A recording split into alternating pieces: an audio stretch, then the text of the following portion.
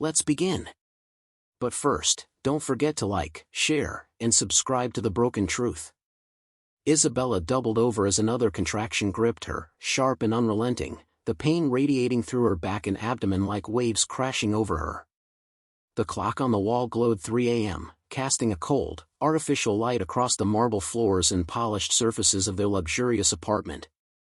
Everything around her, the expensive furniture, the carefully curated artwork, the panoramic view of the city skyline, felt meaningless in that moment. All she could think about was the life stirring within her and the urgent need for support, comfort, and reassurance. Her breaths came in short, sharp gasps as she staggered toward the kitchen table, clutching her swollen belly, trying to steady herself, trying to remain composed enough to act. Her hands trembled as she pulled out her phone and typed a quick, desperate message to Jonathan. "I'm in labor. Please come home immediately. I need you." She imagined his presence, his strength, his voice comforting her, guiding her through the intensity of the pain. Each contraction made her heart race, each minute felt like an eternity, yet she held on to the belief that he would drop everything and rush to her side. But the reply that came back was not Jonathan's warm, reassuring words. Instead, it was from Vanessa, his female secretary, her tone disturbingly calm and professional, almost too composed for the situation. Vanessa's message read carefully, deceptively, "Jonathan is unavailable right now. Are you okay? Do you need me to arrange help?" Her words carried a superficial concern, but Isabella sensed something off, a subtle coldness hiding behind the feigned empathy. Panic bubbled inside her, mingling with suspicion. Why was Vanessa responding instead of Jonathan? Why was she calmly managing what should have been a crisis for Jonathan personally? Isabella's mind raced, trying to decipher whether Vanessa's intentions were helpful or malicious. Alone in the sprawling apartment, Isabella fought to steady herself between contractions, glancing at her phone, hoping that Jonathan would somehow take over the conversation and assert himself, but no message came. Her pulse quickened, and dread began to replace hope. The luxurious surroundings, which once felt safe, now seemed empty and isolating.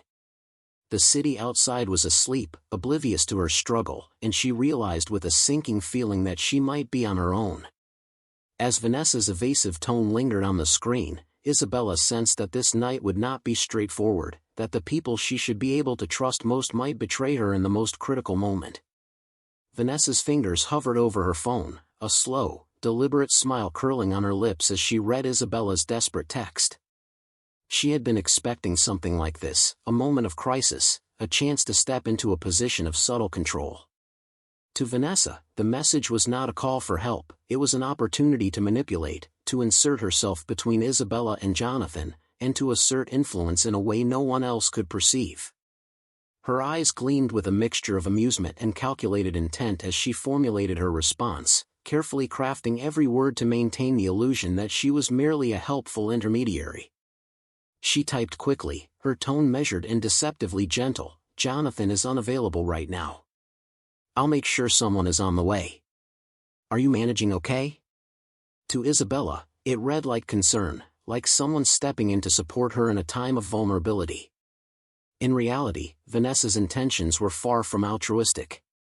She ensured that Jonathan remained oblivious to the urgency of the situation, keeping him distracted, uninformed, and away from the one moment that demanded his presence.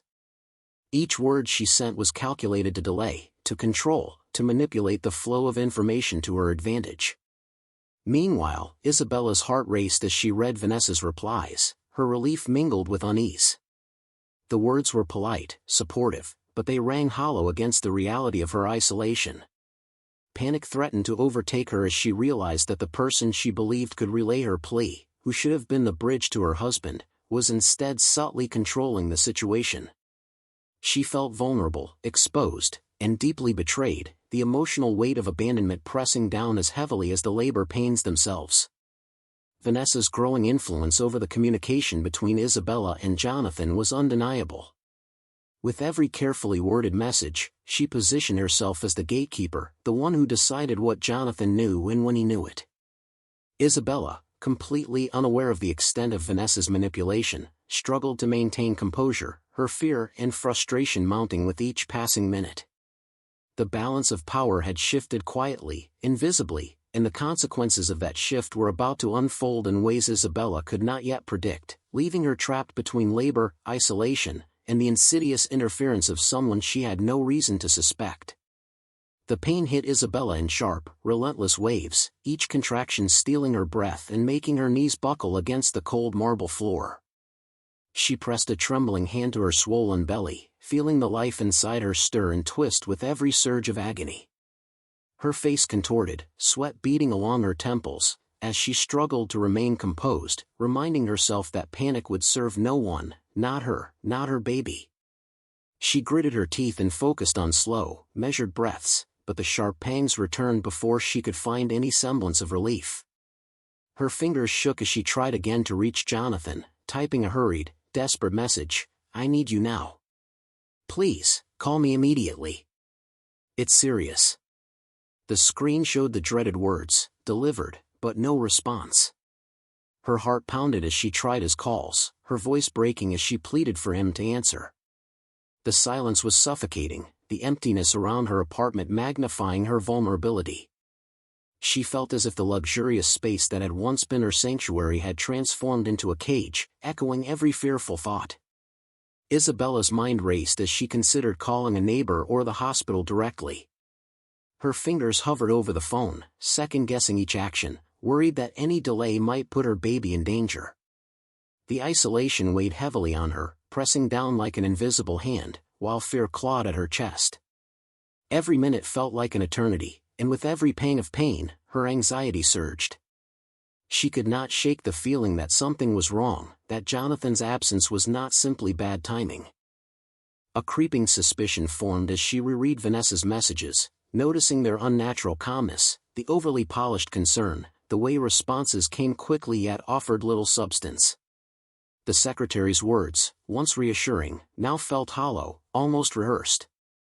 Isabella's instincts, sharpened by fear and the primal need to protect her unborn child, whispered that Vanessa was controlling the narrative, keeping Jonathan from acting as he should. Clutching her belly, Isabella struggled to steady herself, knowing she could not rely on Jonathan, or perhaps anyone but herself, to navigate the crisis. The apartment felt colder, emptier, and the urgency of the situation pressed harder with each passing second. Her contractions intensified, fear and determination intertwining as she realized that survival, hers and her baby's, depended on her courage, intuition, and ability to act while everyone else, including her husband, remained dangerously unaware. Jonathan leaned back in the leather chair of his expansive office, the city lights twinkling far below, as though reflecting the empire he believed he controlled.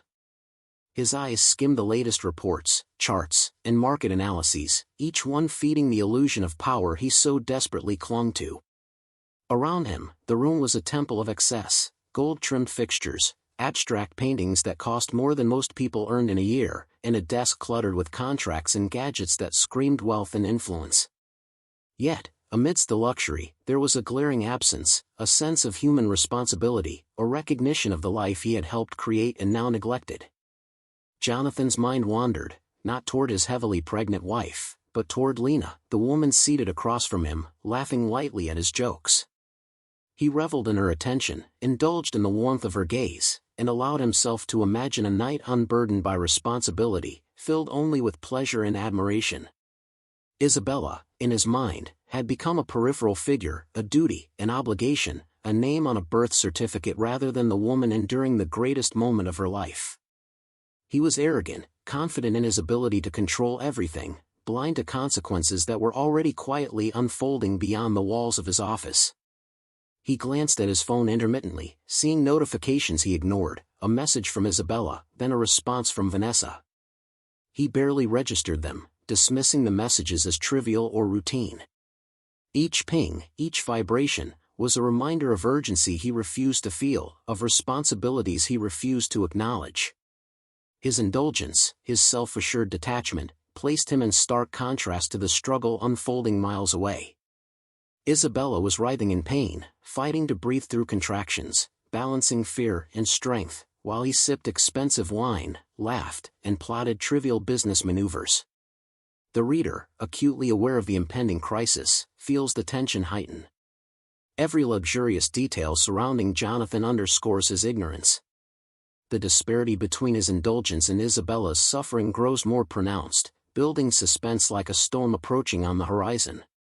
He remains oblivious to the urgency, to the vulnerability of the woman he claims to love, and to the life that depends on him. Every laugh, every casual gesture, every ignored notification is a ticking clock, counting down to the moment when his negligence will collide with reality, and when the consequences of his arrogance will become unavoidable. The soft hum of the elevator alerted Mrs. Langley, the elderly neighbor living 2 floors below Isabella, that something unusual was happening. She had been awake, tending to her late-night knitting, when she heard muffled sounds of distress through the thin walls of the apartment. At first, she hesitated, thinking it might be a minor discomfort, but when she recognized the sharp, repeated groans, concern overrode caution. She grabbed her coat and hurried to Isabella's door, knocking urgently and calling her name. Inside, Isabella gasped between contractions, clutching her swollen belly, tears streaking her sweat-dampened face. Relief washed over her when the door opened, revealing Mrs. Langley, calm yet authoritative. "It's okay, dear," the neighbor said, her voice steady, guiding Isabella toward the living room couch. "I'm here. We'll get you through this." For the first time since the pain began, Isabella felt the smallest thread of reassurance. Someone who cared, someone acting without ulterior motive, was by her side, ready to help navigate the chaos. The next minutes passed in a blur of urgent preparation. Mrs. Langley called the hospital, explained the situation, and arranged for immediate transport. She grabbed bags, packed essential items, and made sure Isabella was supported with pillows and blankets during the drive. The usually silent apartment now rang with instructions, reassurances, and the hurried energy of a life-or-death mission. Isabella, still groaning through contractions, clutched her friend's hand, struggling to steady herself while her body and mind prepared for the ordeal ahead. By the time the car arrived, the labor pains intensified, becoming sharper and faster, leaving Isabella gasping for breath. Mrs. Langley's calm guidance was crucial, helping Isabella focus on breathing, timing each contraction, and moving safely into the vehicle. The city streets were quiet, but the sense of urgency was palpable, every second mattered. The suspense built with each passing mile to the hospital, the realization that the baby could arrive at any moment pressing down heavily on Isabella. Her anxiety, mingled with fear and determination, created a tense rhythm that drove the narrative forward. The moment of truth was imminent, and survival, in the presence of help, would determine the outcome for both mother and child. The hospital doors swung open with a sense of urgency as Isabella was carefully assisted from the car, her body trembling with exhaustion and the relentless force of labor contractions. Nurses and staff moved quickly, guiding her through the emergency entrance with practiced efficiency, monitoring her vitals and the baby's heartbeat. The sterile white walls, the steady beeping of machines, and the flurry of activity were a sharp contrast to the luxurious, empty apartment she had left behind. Isabella gripped Mrs. Langley's hand tightly, drawing comfort from her presence even as the pain surged with each contraction, threatening to overwhelm her. As she was wheeled into the delivery suite, the truth began to crystallize in stark clarity. It wasn't just Jonathan's absence that had put her in such a vulnerable position. Vanessa, the secretary who had intercepted her messages, had deliberately delayed him. Each carefully constructed response, each misleading reassurance, had ensured that Jonathan remained oblivious while she controlled the flow of information. Isabella's anger, mixed with disbelief, burned hotter than the pain racking her body. The betrayal was not merely personal, it had directly endangered both her and her child. Vanessa's calculated manipulation revealed a cold opportunism Isabella had only begun to suspect in fleeting moments during the night. Jonathan arrived moments later, breathless, his face pale and taut with anxiety, finally confronted with the gravity of the situation. The hospital staff informed him of Isabella's arrival, her critical state, and the rapid progression of labor. The reality of his neglect hit him like a physical blow. He had missed the early, crucial moments of her labor, the frantic cries for support, and the initial fear that had gripped her. Standing there, he was powerless, unable to undo the damage or reclaim the moments he had squandered.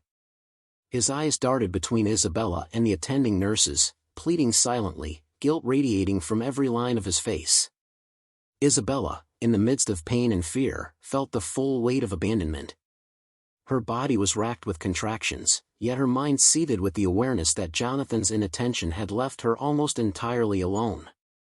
The betrayal ran deep, a mix of anger, hurt, and disbelief that a man she had trusted could be so absent in the most critical moment of her life. Even as she gripped the hospital bed rails and focused on breathing through the contractions, her emotions were a tumultuous storm: fear for herself, fear for her baby, and a sharp, cutting awareness of the deception that had nearly cost them both dearly. The stark contrast between Jonathan's belated arrival and Vanessa's manipulative interference crystallized the night's events. Isabella's isolation had been orchestrated, and the consequences of trust misplaced were painfully, heartbreakingly real. Isabella's body was a battleground, each contraction a relentless wave of pain that left her gasping, gripping the sides of the hospital bed with trembling hands. Her muscles burned, her back ached, and yet, amid the agony, there was a fierce determination etched into every line of her face. She focused on the life growing within her, on the tiny movements and reflexes of her unborn child, drawing strength from the knowledge that she alone could bring this new life into the world. The nurses guided her through each stage with calm efficiency, their voices steady anchors in the storm of pain and fear that surrounded her. Every push was a battle, a test of endurance and courage, and Isabella met each one with quiet ferocity. Sweat streamed down her forehead, tears mingling with the intensity of the moment, but her focus never wavered. She breathed, pushed, and willed herself through the pain, a testament to resilience and maternal strength. Her determination was palpable, radiating from her every movement, and even in the haze of pain, she remained alert, aware of the medical team's instructions, trusting only their guidance and her own instincts.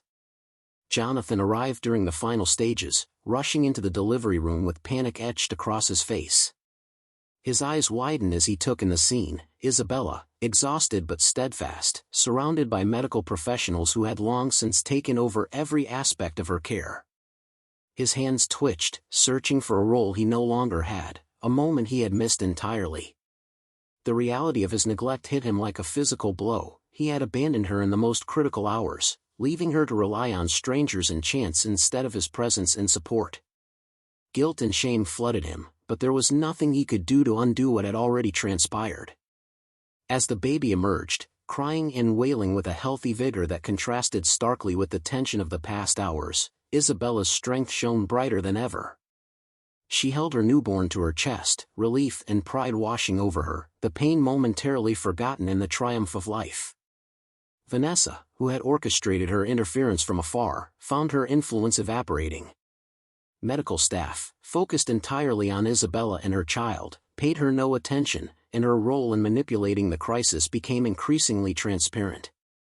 Her power, built on secrecy and deception, began to unravel as the immediate reality of maternal courage and resilience took center stage. In that room, life, strength, and integrity overshadowed manipulation, leaving Jonathan to confront his own failure and Vanessa to face the diminishing relevance of her schemes. Isabella, still clutching her newborn to her chest, turned her gaze to Jonathan, her eyes a mixture of exhaustion, anger, and piercing clarity. The hospital room, once a flurry of urgent activity, had quieted, leaving only the steady beeping of monitors and the soft cries of the baby. "How could you leave me like that?" she demanded, her voice trembling yet firm, cutting through the air with a moral weight that left Jonathan frozen. Each word was measured, a deliberate reflection of the fear, pain, and betrayal she had endured while he remained absent during the most critical hours of her life. Jonathan opened his mouth, searching for an explanation, any excuse, but none could justify the magnitude of his neglect. The image of Isabella alone, laboring through contractions, reaching out to him while being intercepted and delayed by Vanessa, pressed heavily on him. He stammered, tried to speak, but guilt choked his words. The facade of control and power he had clung to crumbled under the reality of what he had abandoned. His arrogance, his prioritization of indulgence over duty, and his blind faith in appearances collided with the undeniable truth: he had failed the woman he claimed to love and the child he had brought into the world. Vanessa's presence in the room, once subtle and manipulative, now became painfully obvious. Her carefully crafted facade of concern had unraveled in the face of medical staff, observers, and Isabella's calm yet devastating confrontation. Questions were raised, staff who had noticed discrepancies in communication, messages left unanswered, and inexplicable delays highlighted Vanessa's deceit. Her composure faltered under scrutiny, and the subtle power she had wielded so effectively was stripped away, exposing her as the architect of manipulation rather than a mere administrative assistant. Isabella's words cut deeper than any physical pain she had endured. She detailed the isolation, the fear, and the betrayal she had faced, forcing Jonathan to confront the consequences of both his negligence and his blind trust in Vanessa. Relationships that had been assumed secure, between husband and wife, employee and employer, friend and confidant, fractured visibly. Trust, once implicit, was now shattered. The emotional weight pressed on the room like a tangible force, leaving Jonathan grappling with shock, guilt, and impotence, while Isabella's strength, clarity, and moral authority dominated the moment. The consequences of betrayal were immediate and unavoidable, and as the room absorbed the gravity of events, it became clear that the repercussions would echo far beyond that hospital room, reshaping the dynamics of trust, loyalty, and accountability for all involved. The repercussions of that night rippled far beyond the sterile walls of the hospital. Jonathan, once a man accustomed to control and admiration, now found himself confronting a tidal wave of consequences he had never anticipated. Social circles whispered about his absence during Isabella's labor, colleagues questioned his priorities, and family members, previously loyal to his image, expressed open disappointment and disapproval. The facade of the invincible, influential millionaire was cracked, and each crack widened under the scrutiny of those who had once elevated him. Public embarrassment mingled with private shame, leaving Jonathan exposed in ways that money and power could not repair. Emotionally, Jonathan was crushed. Guilt gnawed at him relentlessly, a constant reminder of the hours he had squandered, the promises he had failed to keep, and the moments of vulnerability Isabella had endured alone. He replayed the night in his mind repeatedly, the messages intercepted by Vanessa, the helplessness he had felt upon finally arriving, and the piercing confrontation that stripped away any remnants of his self-assured arrogance. Every memory was a testament to his negligence, a moral reckoning that demanded acknowledgement, reflection, and an understanding that some actions, or inactions, carry consequences beyond immediate repair. Isabella, meanwhile, wrestled with a storm of conflicting emotions. Relief washed over her in waves as she held her newborn, safe and healthy, yet anger simmered beneath the surface, sharp and unrelenting. The trauma of isolation, the fear of losing her child, and the betrayal by both her husband and Vanessa weighed heavily, but her maternal instincts and inner strength anchored her. Each cry of her baby reminded her of her resilience, her ability to endure and protect, and her determination not to allow the failures of others to define her future. She balanced the raw pain of the experience with the profound joy of new life, forging a delicate equilibrium between trauma and triumph. Vanessa's influence, once subtle and insidious, evaporated completely. Colleagues and acquaintances who had once deferred to her manipulation now viewed her with suspicion, disdain, and outright contempt.